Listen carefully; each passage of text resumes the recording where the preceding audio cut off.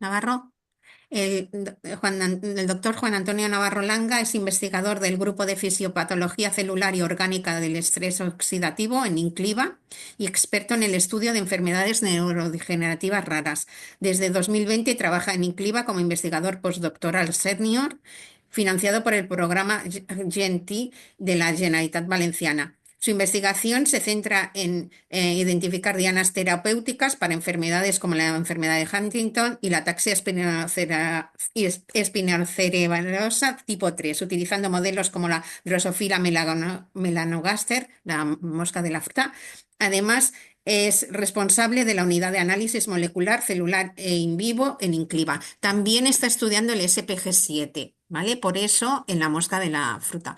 Por eso hoy nos va a hablar de este tema. Hola. ¿Se me oye bien o no? Sí, sí, sí, sí. Le oímos y le Bien. vemos. Ya. Perfecto, pues nada, a la asociación la invitación para participar hoy. Yo bueno, estuve muchos años en Alemania y allí empecé a trabajar un poquito con la paraparesia espástica hereditaria. A ver si me deja esto ahora. ¿Veis la presentación? Sí, ¿no? Sí, lo que pasa que, vale, ahora A sí. ver, sí, perfecto. Y luego cuando volví a España el tema me parecía muy interesante y pues me lo traje desde Alemania aquí para continuar trabajando. Poco a poco, porque como bien ha contado Mireia, tenemos problemas de financiación, es complicado y tal, pero mira, os quiero contar lo que hacemos en el laboratorio para que veáis que intentamos trabajar lo mejor posible y lo más rápido posible con el poco dinero que nos dan y intentando buscar, en nuestro caso, utilizando este modelo que es la Drosophila melanogaster, como he dicho, María José, la mosca de la fruta.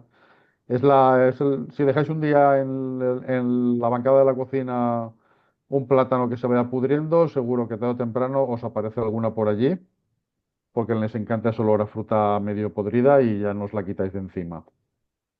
Bueno, pues os voy a contar un poquito lo que hacemos en el laboratorio y presentaros un poquito este modelo con algo más de detalle para que entendáis qué potencial puede tener a pesar de que la mosca y nosotros nos parecemos como un huevo o una castaña.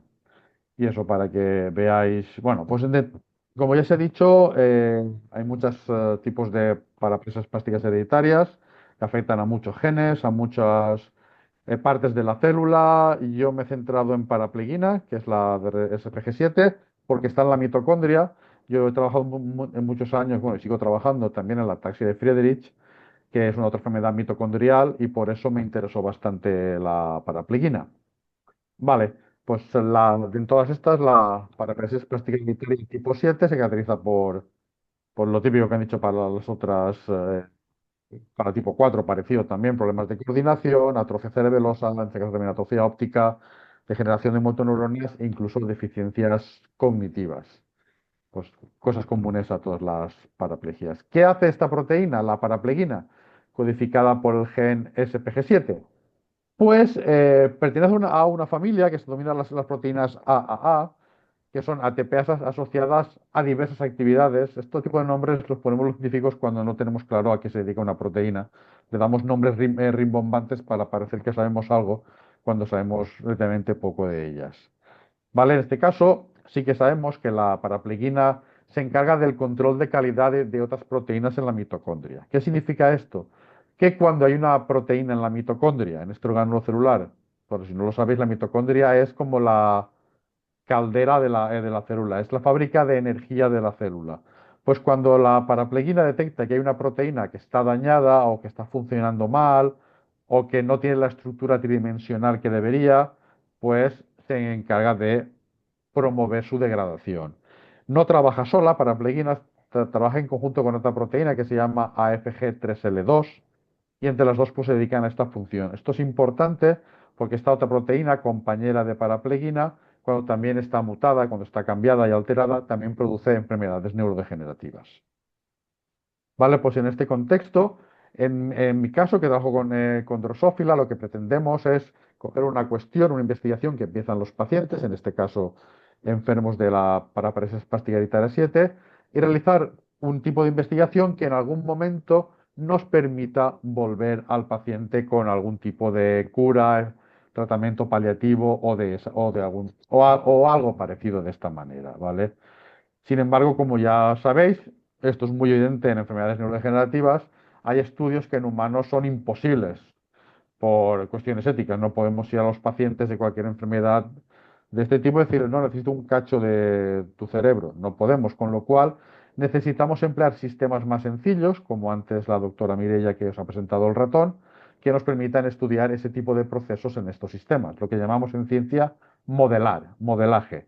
Pues en mi caso, la protagonista es esta, la Drosophila melanogaster, un bichito pequeñito de pocos centímetros que yo entiendo que genere, como digamos, un poquito de decir, no me creo que lo que puedas hacer con esta mosca sirva para algo, pero ahora os intentaré convencer que sí. Primero advertiros que los que trabajamos en Drosophila somos gente rara, ¿vale? Somos un poquito frikis, como veis, y esto es puramente verdad, la parte superior. Esta era hasta hace un par de años el encabezamiento de la página web donde se resumían los genes de drosófila y de humanos que hacían funciones diferentes. Veáis ahí cómo nos la gastamos con el Bela Lugosi y unas letras ahí homófila un poquito rarunas. Esto ya, digamos, pensó que era un poquito, podía ser hasta hiriente para algunos, para gente afectada por genes que estaban en la lista y ya se desestimó esta página web.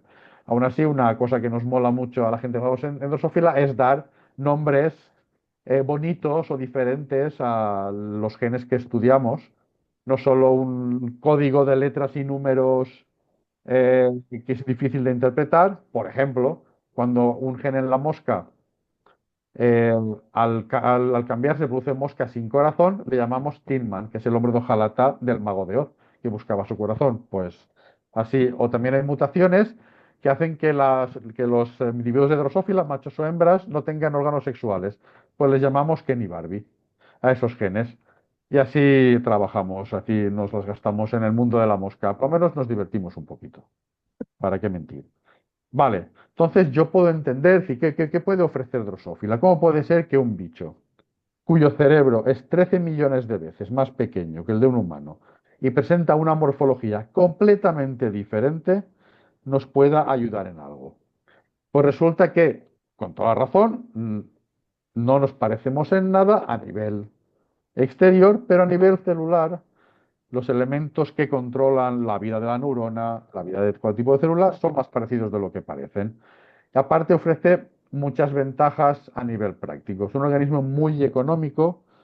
No sé si a lo mejor me equivoco, pero a lo mejor el precio de tener una corte de ratones puede costar perfectamente un euro algo al día.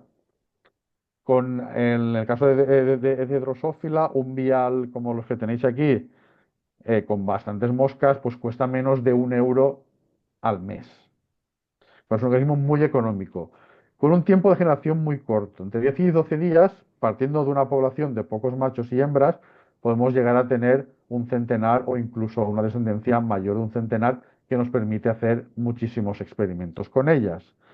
Y el experimento más largo que podemos hacer con una mosca, que es ver cuánto vive, estas moscas que empleamos en el laboratorio a una temperatura estándar de 25 grados no viven más de 3 meses.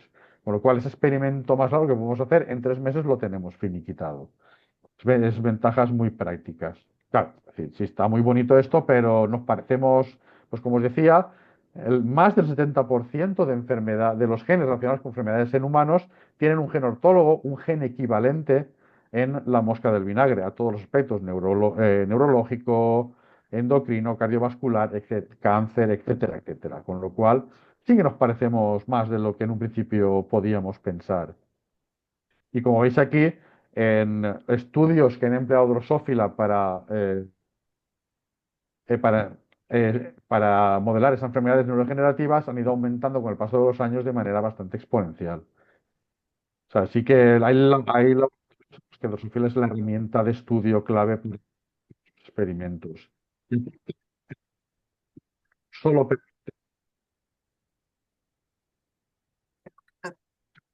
Se ha estudios muy cortado. básicos, perdón, muy básicos, también permite hacer experimentos complejos con memoria, aprendizaje o incluso eh, agresividad, como se estudia en este vídeo. Aquí veis cómo pelean dos moscas que se parecen bastante más a cómo pelean los humanos de lo que podía uno pensar en un principio. O sea, lo que podemos hacer es estudiar comportamientos bastante complejos.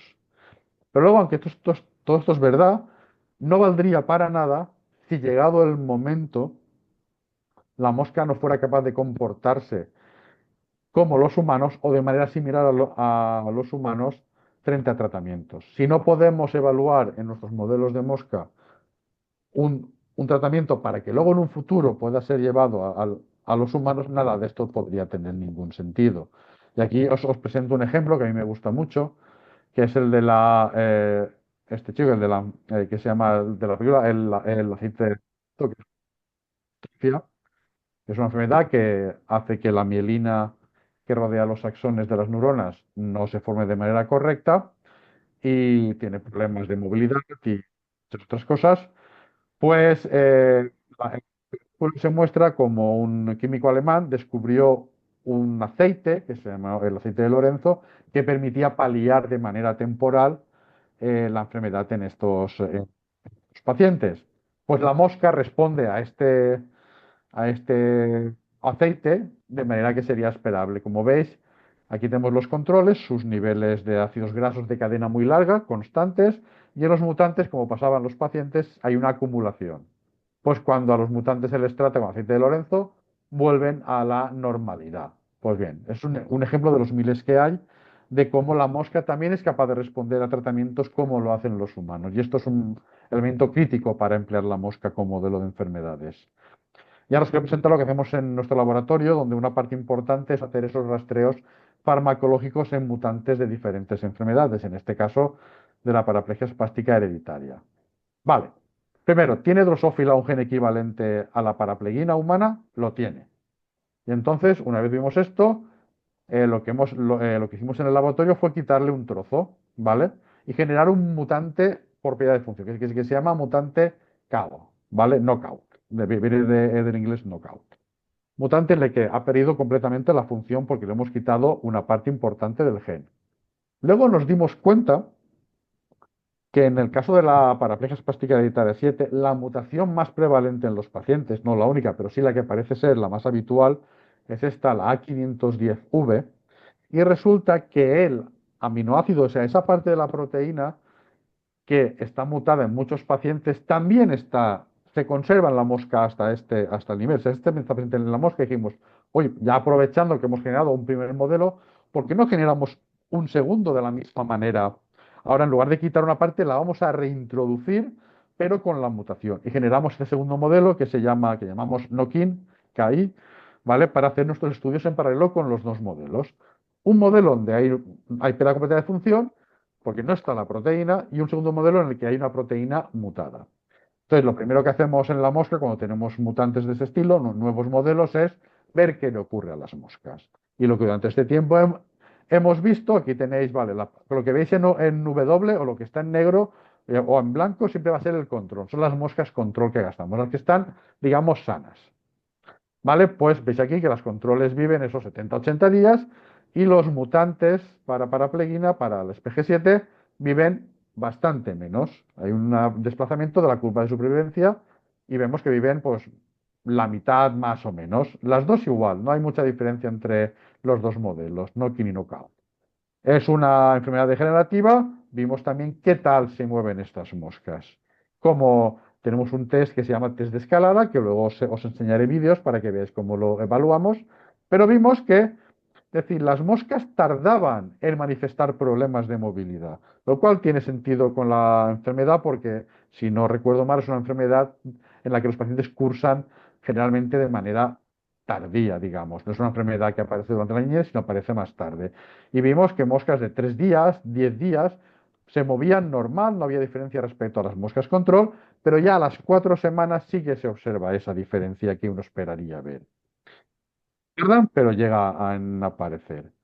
Vale, es una enfermedad mitocondrial. Le preguntamos cómo están las mitocondrias en estos modelos que tenemos.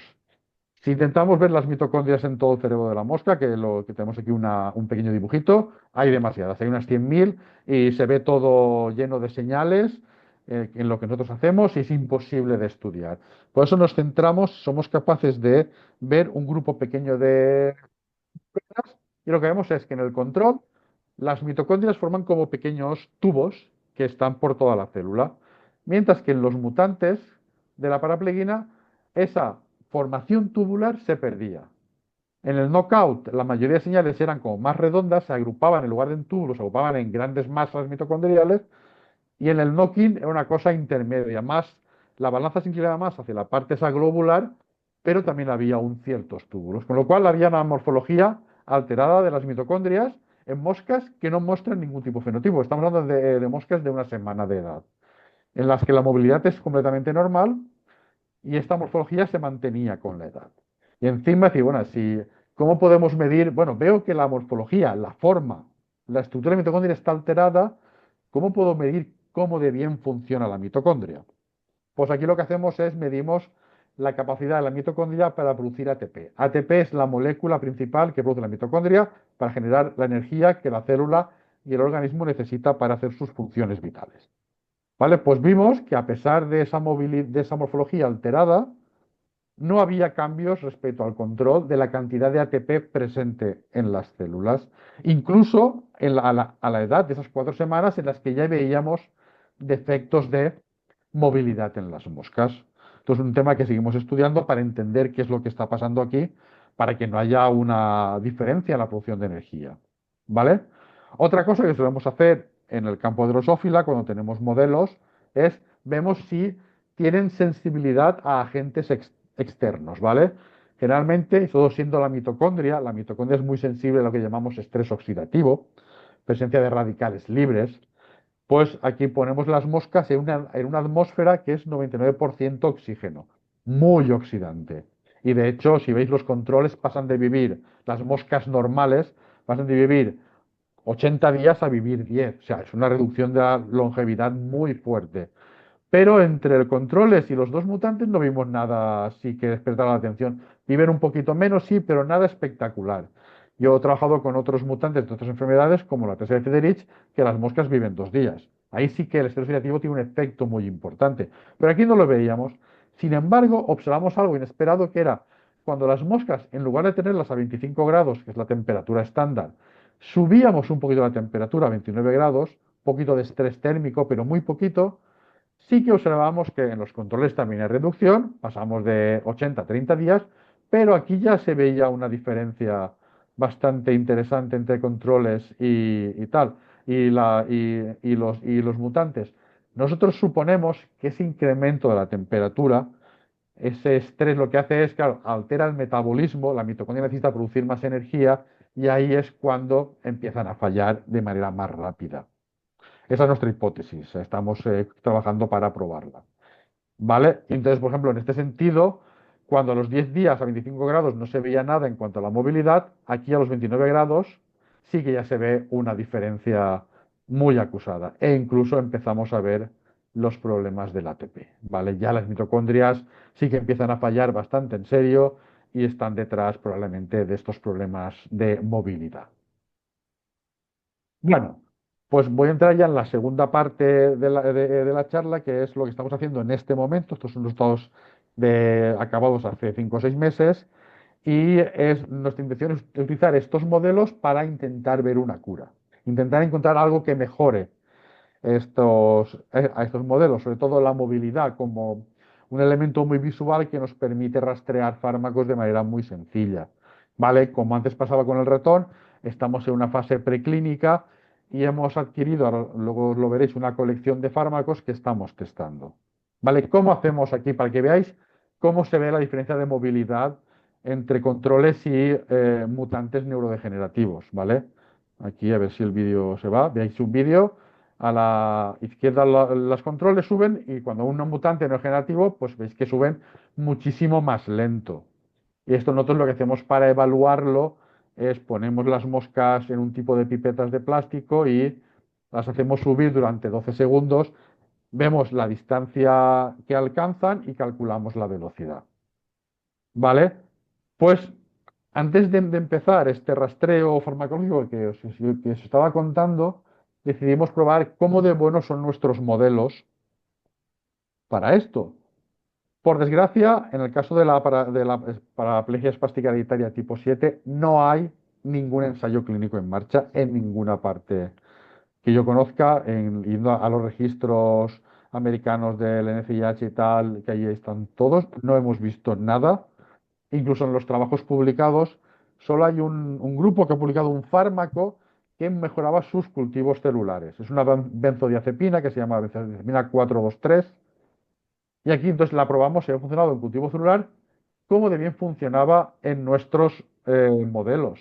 Entonces vimos que tanto en el knockout como en el knock-in era capaz de mejorar bastante la movilidad de las moscas, con lo cual decía, ostras, nuestros modelos parecen que no tienen mala pinta para utilizarlos como herramienta a la hora de buscar otros fármacos.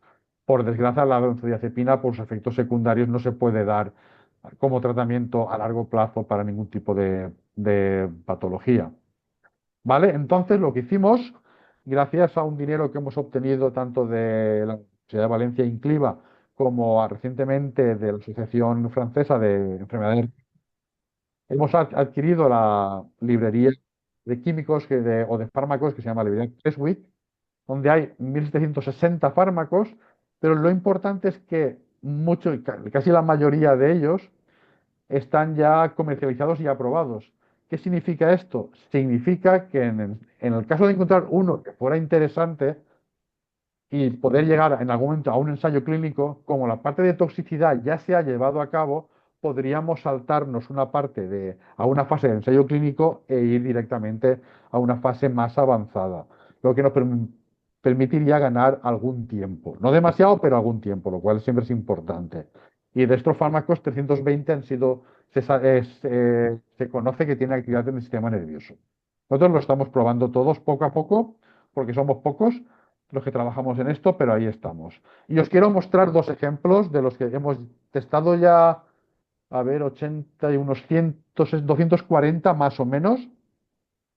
Y os quiero mostrar uno de los hits que hemos encontrado, ¿vale? Aquí tenéis un vídeo de las moscas sin tratar, que veis que están todas aquí en el fondo, no sube ninguna, y con el fármaco este que llamamos placa uno, el fármaco 8A, sí que se ve claramente que tienen una movilidad muchísimo más elevada.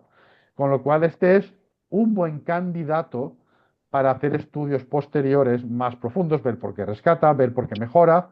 Y luego, claro, ya sabemos que trabajos en la mosca, por muy bonitos que sean, no sirven para empezar un ensayo clínico. Necesitamos o células de pacientes o modelos de ratón. Y ese va a ser nuestro siguiente paso. Tenemos acceso, porque colaboramos con el Hospital La Fe de Valencia, tenemos acceso a cultivos de fibroblastos de pacientes, que es solo hacer una pequeña biopsia de piel y en colaboración con el biobanco que se pueden inmortalizar y empezar nosotros trabajar en ellos y ver fármacos de este tipo que dan un resultado muy bonito, muy bueno en la mosca, qué tal se comportan en modelos humanos.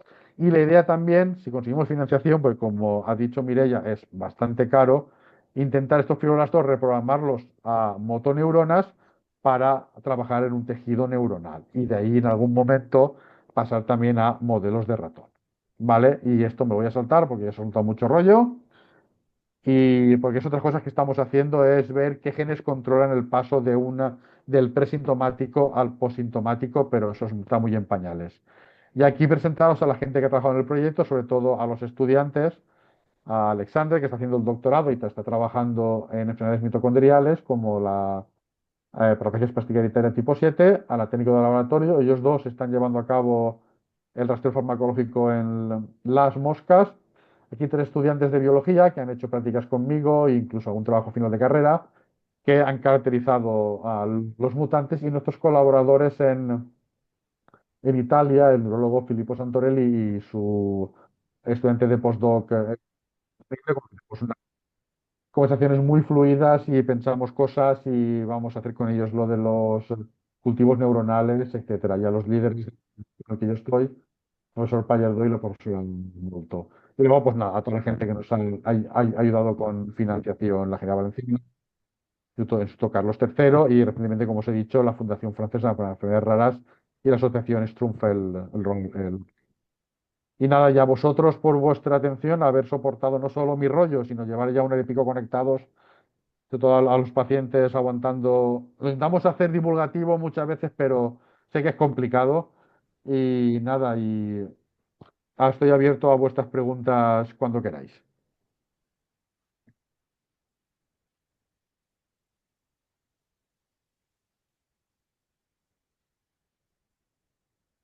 María José,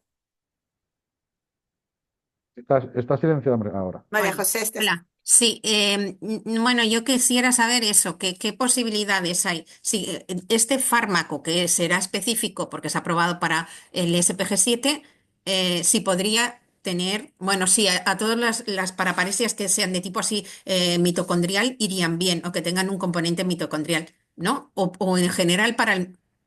No, no se me oye. Sí, te oye, te oye. Ah, Te oye. vale, digo yo que hablando. No, Em, sí, sí. No lo sé. De hecho, no se como son sabe. resultados preliminares de las últimas semanas, y yo estoy ahora, estamos centrados en pedir proyectos de investigación ahora, para mirar cuál es el fármaco que está en la placa uno en la posición 8A. Aún no lo he hecho, porque sé que me voy a emocionar, voy a empezar a buscar información y me descentraré de algo que es mucho más urgente ahora. Pero habría que probarlo, porque igual no tiene nada que ver. Es decir, habría que intentarlo con otros modelos, primero de mosca, si hace falta, para pastillas hereditarias, porque igual sí que puede servir para varias. ¿Por qué no? No sé ese fármaco si tiene un efecto principalmente a la mitocondria, con lo cual sería muy específico para la tipo 7 o igual tiene un efecto sobre otro tipo de mecanismo celular, sobre el metabolismo, no lo sé, puede ser mil cosas Lo digo por que eso, pudiera porque ser mucho nosotros, más general. los que tenemos los que tenemos de los diagnosticados es el SPG4, el 7, el 11. El 11 tenemos muchos, nadie está investigando el 11. El 11 hay, bueno, hay gente muy joven y nos interesa que alguien estudie el 11, porque ya Sí, tenemos a usted, está Mireia, también están en Europa, en EuroHSP están investigando el 4, que sí, que es el más común, ¿no? Es el que más porcentaje hay, pero nos interesa el 11 también. Que alguien se interese por el 11. Bueno, por todos, ¿eh? Porque todos los subtipos son interesantes, pero por ir ayudando al máximo posible de afectados, ¿no? No se oye, no no se se le oye, escucha. no se le perdón. escucha. ¿Ahora se me escucha? Sí, ahora Sí, sí, Vale, me pone el micro aquí. En el caso del SPG11 no sé si existe un gen sí. equivalente a la mosca. Del SPG4 sé que sí. Ahora Entonces, mi idea estamos, es, cuando esto vaya avanzando, sé gente, conozco colegas de Drosófila que trabajan con el SPG4. Puedo pedirles sus mutantes y probarlo. Y si probarlo. veo que existen para otras paraplegias, también Ujú. modelos de mosca ya hechos. Eso probarlo es muy barato. Lo que cuesta es generar el modelo. Eso, entre dinero y lo que nos afecta sobre todo, que es falta de mano de obra buena, pues eso es lo peor que nos pasa, o sea, nos retrasa, no, nos hace ir más despacio de lo que nos gustaría ir. Ojalá yo tuviera en el laboratorio 5 estudiantes de doctorado trabajando en esto, iríamos 10 veces más rápido. Pero nos dan poca financiación aquí en España y por eso una cosa que antes comentabais y que sería importante, decir, es intentar crear una red de laboratorios que trabajen en paraparejas pastillas hereditarias en Europa para poder acceder a financiación europea, que es donde hay bastante dinero tanto para investigar como para conseguir estudiantes de doctorado, etcétera, etcétera. Es una cosa que nos tenemos que plantear, llegado el momento, de alguna manera, meter cabeza ahí, porque sería muy importante para ser más eficientes y poder ir más rápido. Que el tiempo de la ciencia, como decía Mireia, es el que es. No podemos, los días tienen 24 horas y no podemos adelantarlos, pero sí podemos, con más manos, acelerar un poquito e ir más rápido. Yo tenía, bueno, yo había buscado sobre la mosca de la fruta en modelo del SPG11, Sí. si ya existía, ¿no? Y sí que había encontrado que se habían desarrollado modelos de Drosophila con alteraciones en genes homólogos al SPG11 humano con el gen SPG11 o DTBC1D5 para El que estudiar sea. su modelo de función en el Pues desarrollo sería, neuronal. Pues Entonces, yo le pasaré lo que yo perfecto, tenga y bueno, y gracias. perfecto. Si No, alguien no, más no, tiene, nada, nada que agradecer. si alguien más Por tiene favor. alguna pregunta, Gracias a vosotros siempre. ahora no sé cómo pasarlo. Giovanna, ¿Eh? ahora ya el doctor Chillón, si no hay más preguntas, pon la...